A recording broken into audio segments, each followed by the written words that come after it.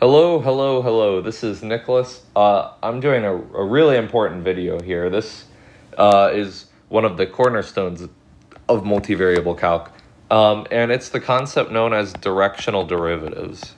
So in Calc 1, when we took derivatives, there was really only one way that we could actually take them because we only had an x and a y axis, and so we could only measure change along our dependent variable, or our x. In this case, we're dealing with a surface, or maybe a function of, a surface would be a function of f of x, y equals z, so it would be in 3D here. We could be dealing with higher or functions with more independent variables, but we usually stick to two independent variables because after that it becomes 4D and 5D or whatever. And so the idea with the directional derivatives is if we are given a function f of x, y and a unit vector, so we'll call it a unit vector a comma b, it's got components a comma b, we want to find the change of f in any generic direction u. And we assume it to be a unit vector because we don't care about the actual magnitude of the vector. We only care so much about the change in that direction. And so a unit vector is nice, so we just assume it to be that. So we've already done two directional derivatives, actually. The partial of f with respect to x is the directional derivative where u, our unit vector, would be of the form 1 comma 0. And so the partial of f with respect to x, like I hope I've made clear in my partial derivative video, is measuring change only along the x-axis, only along that independent or that dependent variable. And likewise, partial f with respect to y is another directional derivative that we've already done before. And in that case, our unit vector u would be of the form 0 comma 1. And so change would only be measured along the y-axis. That is what the partial derivatives do. And so now we're concerned with generalizing this concept to any arbitrary direction for a unit vector. So we notate it as the directional derivative for the directional derivative, and we do a little subscript u hat to just emphasize that it is a unit vector we're considering. So the directional derivative of f is defined to be the following. It's the limit as h goes to 0 of f of x plus ah, comma y plus bh, minus f of xy over h, where the a and the b are coming from the components of my unit vector. So this should seem like a pretty natural definition to you. And notice that also the partial of f with respect to x is just a special case of this derivative, of this directional derivative definition, because partial f with respect to x is the limit as h goes to 0 of f of x plus, and now, like I said before, our unit vector associated with partial f with respect to x is 1 comma 0. So for a equals 1, we just get x plus h, comma y, because b is equal to 0, minus f of xy over h. And so that what this definition here is saying is that we're computing change only along the x direction. So here we're computing change along any arbitrary vector direction here. And so we're computing change when we're going a along the x-axis and b along the y-axis. So we normally don't use this limit definition much. There's a much nicer way to compute it. And the theorem that does this is it's saying that the directional derivative of f is just going to be a times the partial of f with respect to x plus b times the partial of f with respect to y. And so I'm going to prove that now. So the idea is that we can actually force this limit here, this difference quotient, to become a single variable calculus limit with the following substitution. We can let g of x, or g of h, be f of x plus ah, comma, y plus bh. And so then we would get the directional derivative of f would be the limit, and it would still be as h goes to 0, because g of 0 is equal to f of 0, and we're assuming continuity here in this proof, things like this. This would be g of h, and then f of xy under this substitution here would just be g of 0 over h.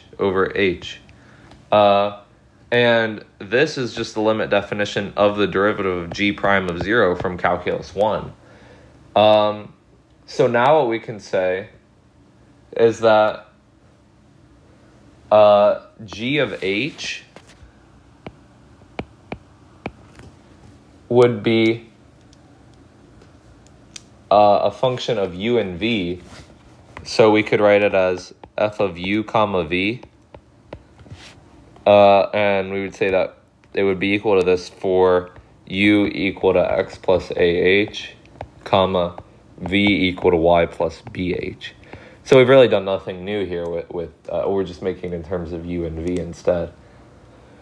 So now that would mean by the multivariable chain rule that g prime of h would be, it would first be the partial of f with respect to u times du over dh, right? So we have f, I'll draw the tree. So we have f going from u to v, and then those are both functions of h.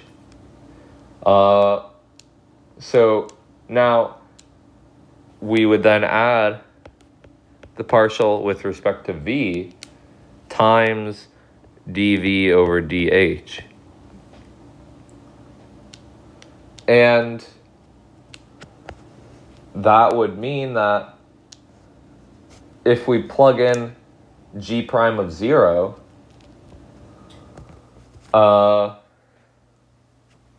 if we plug in g prime of 0, which we have shown up here to be equivalent to this, which is also equivalent to our directional derivative of f. So g prime of 0, that's just going to be, now u is x plus ah, but if we're letting h equal to 0, we just get f sub u is f sub x. And du over dh, if we take that derivative with respect to h, and h is 0, then we just would get an x. Or I'm sorry. So we have u is equal to x plus ah. So then du over dh, x is a constant with respect to h, and so we would then just differentiate that, and we would just get a. And then likewise, dv over dh would be b. So we have f sub x times a plus f sub y times b. And so this proves our alternate way of computing the directional derivative.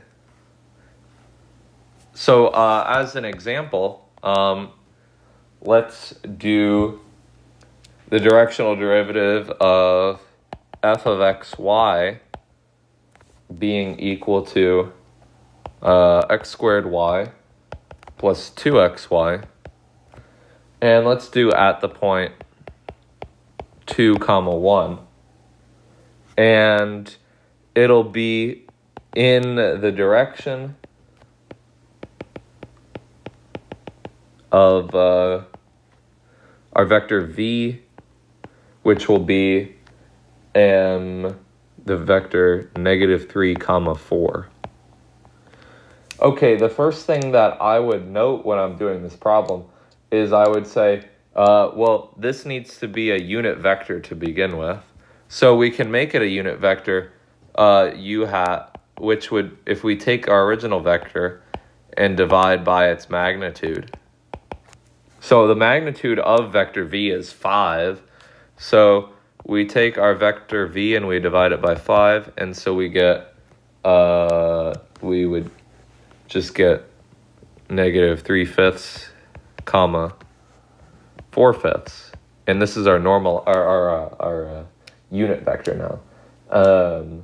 So now what we can do is we can take first the partial derivative of f with respect to x and then with respect to y. So f sub x is going to be equal to 2xy plus 2y. And we're going to need to evaluate this at 2, 1 anyways, so let's just do that now. So at 2 and 1, we get 2 times 1, or 4. So 4 plus 2, it gives us a 6 there. And f sub y, the partial of f with respect to y, is going to just be x squared plus 2x. And we're again going to evaluate that at 2, 1. And so when we do that, we get 4 plus 4, or 8. And so now our directional derivative of f at the point 2, 1 will be given by f sub x evaluated at 2, 1, which is 6, times our x component of our unit vector, which is -3/5.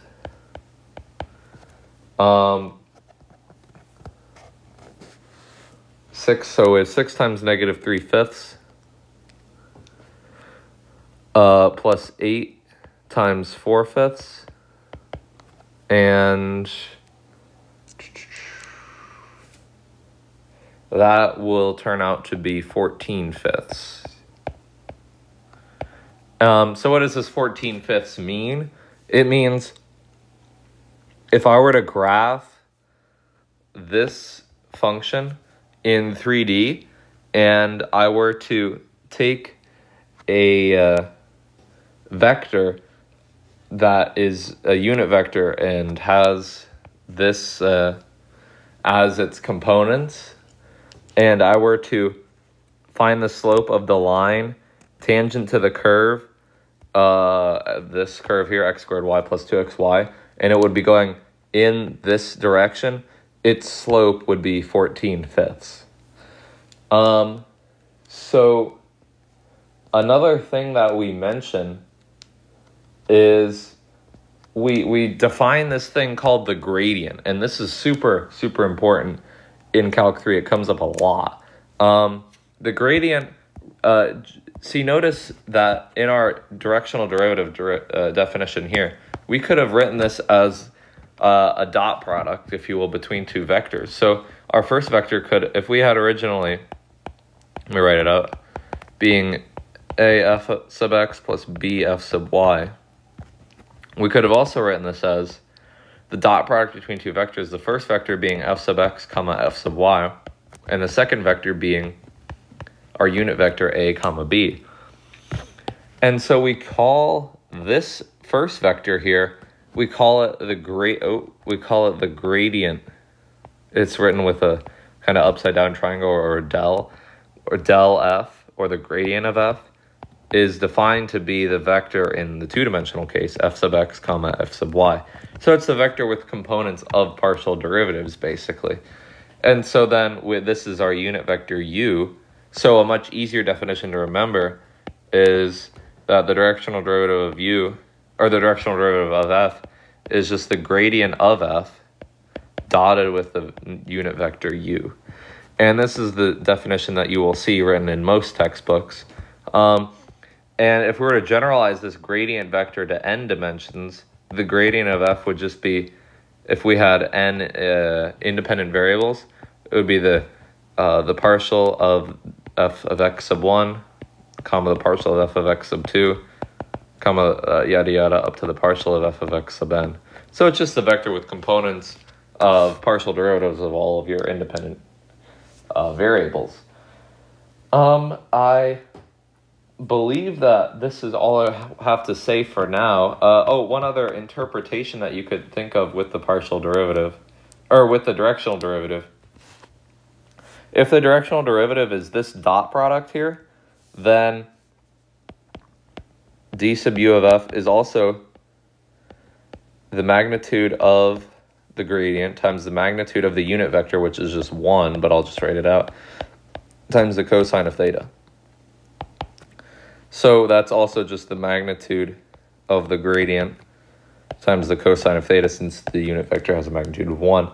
And so what does this tell us? It tells us that if the angle between the two, between the gradient and the unit vector, if they're parallel, in other words, the angle between them is 0, then the gradient will give us the maximum possible, it'll give us the direction of steepest ascent or descent, and it will tell us the magnitude of that as well. So since the directional derivative it can tell us the magnitude and direction of the steepest of, if you were a hiker or something and you were going up on a hill, and maybe this was like some multivariable hill or something, and you're able to find some function and model this hill, the directional derivative and therefore the gradient of our function f could tell you which way you could hike, so that you probably wouldn't want the direction of steepest increase. You would probably want a steepest decrease to make it a little easier on you. But it could tell you which direction on that hill you would go, such that it would give you the direction and magnitude of steepest increase. And it would also give you the direction and magnitude of steepest decrease. So like if you're on the top of the hill and then you were going down, you'd want to find like maybe where it decreased the quickest so that you could get down quicker or something like that. And when would it do that? It would do that when the angle between the two is 180 degrees, because that's when cosine of theta is -1 at theta equals 180 degrees. So those are two interpretations of what the directional derivative actually does. And it's very important later on when we get to a number of things. I think with that,